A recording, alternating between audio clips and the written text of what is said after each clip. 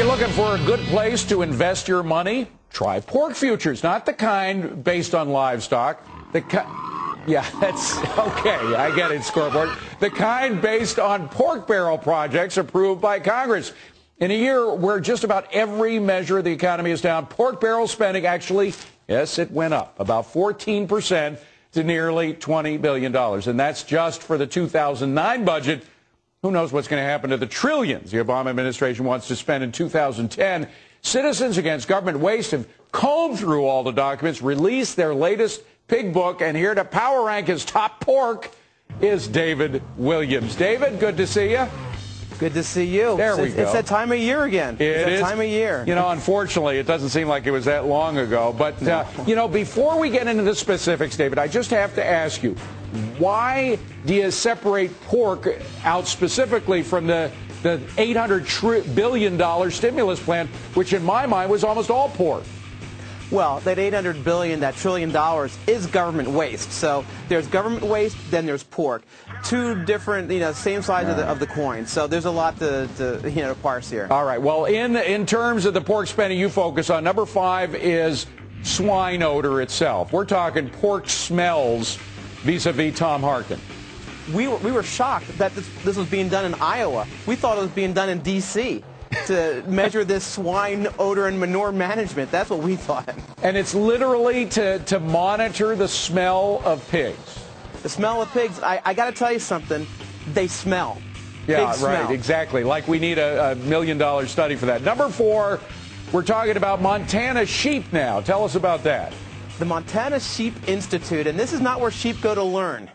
This is where sheep go to get sheared. And this is corporate welfare at its worst because it's benefiting one industry and one industry only, yet taxpayers are paying for it.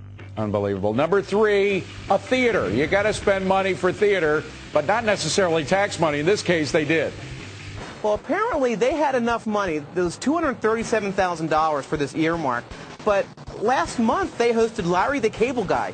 He's pretty expensive to get to come to your theater, so apparently they had enough money to bring him to the theater. And I hope that the former representative, Jerry Weller, has a nice seat right in the front so he can watch all these performances. I'm sure he does. But the point is they had enough money for Larry the Cable Guy, and yet they still needed to spend $250,000 of our bucks. And they didn't get her done. No, they didn't get it done. Number 2, $951,000 for an energy-efficient street lighting session down in Detroit. What's that about? Well, we almost gave this the award of arranging the deck chairs on the Titanic. I mean, this is really what you're worried about in Detroit, is energy-efficient lighting?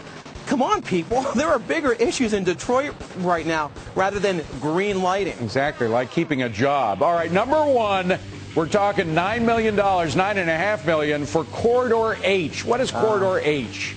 Corridor H is this road that's being built in West Virginia by Senator Robert Byrd, the grandfather, the great-grandfather of all pork, of all government waste.